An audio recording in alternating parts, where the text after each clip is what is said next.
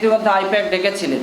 আমরা মনে করছি যে সরকারের পক্ষে সরকারের ভালোগুলো আমরা প্রচার করব, কিন্তু আমাদের সমাজের যে সমস্যাগুলো আছে সেইগুলো যদি তারা না দেখে তাহলে আমরাও তো এবার দেখবো না, পরিষ্কার কথা। তো সেই হিসাবে আমরা অনুরোধ করব যে আমাদের এবার দেখতে হবে, তাহলে আমরা দেখব। এই হচ্ছে আমাদের ব্যাপারটা। আমাদের মোটামুটি 1 মাস হয়ে গেল। মোটামুটি আমাদের ডিমান্ডগুলো জানতে চেয়েছেন, আমরা ডিমান্ডগুলো জানিয়েছি। আমরা সবার প্রতিনিধির কথা বলছি না, আমরা কোনো রাজনৈতিক দলের কথা তো এখানে বলিনি। আমরা এখানে নিরপেক্ষভাবে এখানে বলতে এসেছি। সে আইএসএফ হতে পারে, সিপিএম, কংগ্রেস, বিজেপি, যেই বা অন্য, আমরা সবারই পক্ষ থেকে কিন্তু বলছি। আমাদের সংগঠন তো অরাজনৈতিক সংগঠন। আমাদের সমস্যাগুলো জানতে চেয়েছিল, আমরা তো জানিয়েছি। আমরা শুধু সবাই ওদের কেন, যারাই ক্ষমতা আসতে চায় তাদেরকেই জানাবো। সবারই সাথে আমাদের বসার অধিকার আছে। মাইনরিটি পপুলেশন বেশি আছে অথচ ক্যান্ডিডেট প্রতিনিধিত্ব দেয়নি, তাহলে এটা শুধু ভোট ব্যাংক হিসাবে থাকা মুসলমানদের বা মাইনরিটিদের, এটা একদম সাংবিধানিক অধিকার। আর আমরা এখানে একটা সার্ভে লিস্ট দেখেছি যে 101টা সিটে মাইনরিটি ভোট হচ্ছে, এইখানে ব্যালেন্স সিট, অর্থাৎ মাইনরিটিরা যেদিকে যাবে সরকার সেদিকে করবে। 101টা একদম আমরা টোটাল তালিকা ওয়াইজ একদম বিধানসভা ধরে ধরে ধরে আমরা এখানে নামগুলো আমরা বলতে পারি। টাইমের অভাব যদি মনে করেন এটা আমরা জিজ্ঞাসা করে দিয়ে দেবো, বা আমরা এই করবো যে এইখানে এইটা আমাদের মূল একটা বিরাট বড় ডিমান্ড। তো সেই হিসাবে সেই বিষয়টা, বাকি বিষয়গুলো তো সম্পূর্ণ আপনারা শুনলেন। বিষয়টা হচ্ছে মেন যেটা, সেটা হচ্ছে প্রশ্ন আপনাদের যে ইমাম সাহেবরা নামাজ পড়াবে এ করবে যেন ভাতা বৃদ্ধের কেন দাবি? এই জন্য দাবি, পুরোহিত ইমামদেরকে সরকার যথেষ্ট পরিমাণে ব্যবহার করছে, মাসে 3000 দিচ্ছে, সেই টাকাটা ওদের কাজ করতে গিয়ে অর্ধেকটা বেয়ার হয়ে যাচ্ছে। যে কথা হাসানুজ্জামান সাহেব বললেন, মাসে অন্তত 5 বার বিডিও অফিস ডাকে, হেলথ দপ্তর, স্বাস্থ্য দপ্তর বলছে ভ্যাকসিনেশনের প্রচারে আসল মিটিং আছে, বিডিও সাহেব বলছে যে ইলেকশন ভেরিফিকেশনের মিটিং আছে, হজ ডিপার্টমেন্ট আছে হজ অ্যাওয়ারনেস ক্যাম্প আছে, মাইনরিটি ডিপার্টমেন্টের নাহলে 14 বার করে ডাকা হয়। তো তাদের পোলিও ভ্যাকসিনেশন থেকে শুরু করে সমস্ত পিস মেনটেনের জন্য থানায় নাহলে 2 বার যেতে হয়। এই সমস্ত দেখতে গেলে মাসে তাদের টাকাটা অনেকটা খরচ হয়ে যাচ্ছে। সেই তুলনায় যদি আপনারা ব্যবহার করেন তাহলে সাম্মানিক যথেষ্ট পরিমাণে দিতে হবে, পরিষ্কার কথা। আর আপনাদের কথা পরিষ্কার বলে রাখি, ইলেকশন আসছে 2026। আমরা গত 2000 এর আগের 21-এর ইলেকশনে প্রশান্ত কিশোরের সঙ্গে 2 বার বৈঠক করেছিলাম। আমাদের এই স্টেট কমিটির সঙ্গে ওনার বৈঠক হয়েছিল। উনি আমাদের বলেছিলেন আপনাদের কি চাই? আমরা বলেছিলাম আমাদের কিছু চাই না, সাম্প্রদায়িক শক্তি নিপাত যায়, এবং বলেছিলেন যে মমতা ব্যানার্জি, অভিষেক ব্যানার্জির সাথে আপনাদের বৈঠক করিয়ে দেব। সেই প্রশান্ত কিশোর কিন্তু পালিয়ে চলে গেছে, বিহারে পার্টি করেছে, আর কোনো খবর নাই। মমতা ব্যানার্জি, অভিষেক ব্যানার্জির সাথে ইমামদের ডেলিগেটের সাথে আর কোনো মিটিং হয়নি। এটা আমাদের যে ডিমান্ডগুলো আছে, ওয়াকাফের যে সমস্যাগুলো আছে, সেইগুলো নিয়ে বিস্তারিত আমাদের আলোচনা হয়নি। অথচ মুসলিম সমাজের, মাইনরিটি সমাজের ইমামরা হচ্ছে নয়নের মণি। আপনারা জানেন যে বিশাল বড় একটা প্ল্যাটফর্ম। এই প্ল্যাটফর্ম থেকে মসজিদের মেম্বার থেকে কিন্তু যে মেসেজটা দেওয়া হয় সমাজ কিন্তু অ্যাকসেপ্ট করে। তো সেই হিসাবে আমরা অনুরোধ করব যে আমাদের ডেলিগেটের সাথে বসে সমাজের সমস্যাগুলো শুনুন। ওয়াকাফ প্রপার্টি রক্ষার জন্য প্রত্যেক গভর্নমেন্টের একটা আলাদা একটা দরকার। আমি মনে করি যতগুলো ফোর্স দরকার ওয়াকাফ বোর্ডের আন্ডারে নেই। জবরদখল যারা করে আছে সেইগুলো ইনক্লোজ করা দরকার, এবং মনে করি যেগুলো এখন পর্যন্ত 8000+ যে ফাইল আছে, ইসি আছে ওয়াকাফ বোর্ডের আন্ডারে, এইগুলো সঠিক বাণিজ্যিকরণ করে এর ইনকাম বাড়ানো দরকার। কারণ ওয়াকাফ বোর্ডের পশ্চিমবঙ্গের যে ইনকাম আছে সেই ইনকাম থেকে তারা ভাতা দিতে পারে না। তো আমরা অন্যান্য স্টেট, দিল্লি, তেলেঙ্গানা, তারা ওয়াকাফের ইনকাম থেকে দিচ্ছি, কিন্তু আমাদের পারে না কেন? এখানে বেদখল, জবরদখল বেশি হয়ে আছে। সব গভর্নমেন্ট করেছে, আমরা বলবো। তো বামফ্রন্ট পুরোটা বেশি হয়েছে, তারা বেশি দিন ক্ষমতায় ছিল। আমরা মনে করব এই সরকার কিছু উদ্ধার হয়েছে, কিন্তু ইউটিলাইজ সঠিকভাবে করার জন্য আমরা অনুরোধ করব বাণিজ্যিকীকরণ করে তার মূল্য বাড়িয়ে, এবং কলকাতায় ওয়াকাফ বোর্ডকে বলবো আরও হোস্টেল দরকার মাইনরিটি ছেলে মেয়েদের পড়াশোনার জন্য। প্রচুর পরিমাণে তারা 4-5টা হোস্টেল আছে, কিন্তু যথেষ্ট নয়। সেই জন্য সেই সমস্ত বিষয়গুলো আপনাদের কাছে অনুরোধ করব যে আমাদের এগুলো বসে আমাদের প্রচুর সমস্যা আছে, সেই সমস্যাগুলো নিয়ে বসে আলোচনা করে আমরা সমাধানের জন্য আবেদন করব। তো সেই হিসাবে আপনাদের কাছে শেষ করছি।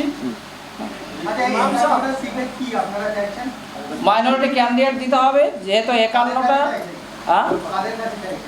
সেই সমাজের যারা কমিউনিটি লিডার সর্বদলীয় কাছে আমরা চাইছি, সব দলের কাছে আমরা চাইছি যে আমাদের পপুলেশন অনুযায়ী আমাদের ক্যান্ডিডেট দিতে হবে।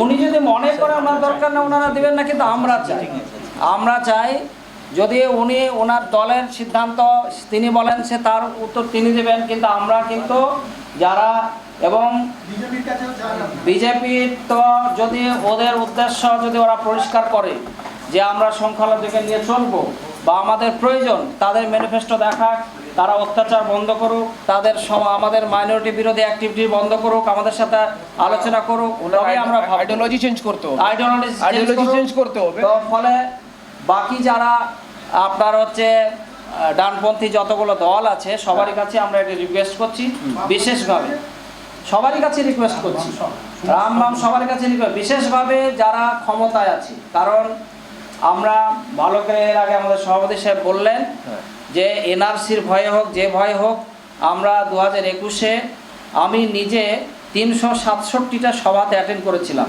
আমাদের সংগঠন প্রায় 400-র উপরে সভা করেছিল এই সরকারকে ক্ষমতা আনার জন্য। তো আমরা আগামী যে ইলেকশন আছে আমাদের ইতিমধ্যে আইপ্যাক ডেকেছিলেন, আমরা মনে করছি যে সরকারের পক্ষে সরকারের ভালোগুলো আমরা প্রচার করব, কিন্তু আমাদের সমাজের যে সমস্যাগুলো আছে সেইগুলো যদি তারা না দেখে তাহলে আমরা তো এবার দেখবো না, পরিষ্কার কথা। তো সেই হিসাবে আমরা অনুরোধ করব যে আমাদের এবার দেখতে হবে, তাহলে আমরা দেখব। এই হচ্ছে আমাদের ব্যাপারটা। আমাদের মোটামুটি 1 মাস হয়ে গেল মোটামুটি। আমাদের ডিমান্ডগুলো জানতে চেয়েছেন, আমরা ডিমান্ডগুলো জানিয়েছি।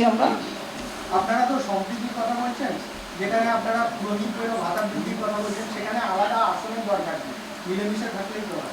মিলেমিশে থাকার তো পক্ষে আসন এই জন্য দরকার যে প্রতিনিধিত্ব বাড়ানো, কারণ মূল ডিসিশনটা ডেভেলপমেন্টের ক্ষেত্রে মেন যে জায়গা সেটা হচ্ছে আপনার আইন তৈরি হয়, পলিসি তৈরি হয়। সেখানে যদি আপনার প্রতিনিধিত্ব না থাকে তাহলে সেই জনগোষ্ঠী কিন্তু পিছিয়ে পড়বে।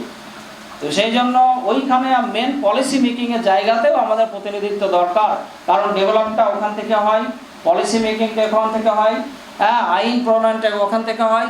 তো আমাদের সমাজের প্রতিনিধিত্ব নাহলে শুধু ভোট ব্যাংক হিসেবে ভোট দিবে আর নেতা হবে বা প্রতিনিধিত্ব করবে অন্যকে সাথে চাপিয়ে দেওয়ার মতো হলো।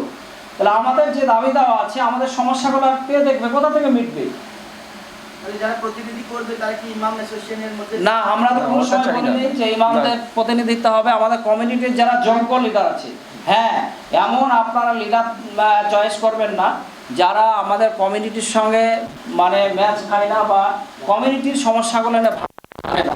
কমিউনিটির লিডারশিপ আছে, প্রচুর মাইনরিটি সংগঠন আছে, তাদের নিয়ে বসুন, তাদের নিয়ে কথা বলে আপনারা ভালো লিডার যারা আছে প্রচুর আছে, ভালো মানুষ যারা কাজের আছে এবং ফ্রেশ মুখ আছে, তাদেরকে তুলে আনুন। আমরা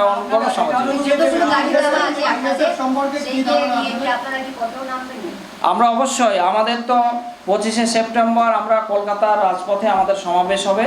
আমাদের যে ইমাম মুয়াজ্জিন পুরোহিতদের যে সমস্যা আছে, দাবি দেওয়া আছে, সেইগুলো নিয়ে। না, মাইনরিটি 6টা আছে, সবাই জন্য বলছি, সবার প্রতিনিধিত্বের কথা বলছি। না, আমরা কোনো রাজনৈতিক দলের কথা তো এখানে বলিনি, আমরা এখানে নিরপেক্ষভাবে এখানে বলতে এসেছি। সে আইএসএফ হতে পারে, সিপিএম, কংগ্রেস, বিজেপি, যেই বা আমরা সবারই পক্ষ থেকে বলছি। আমাদের সংগঠন তো অরাজনৈতিক সংগঠন।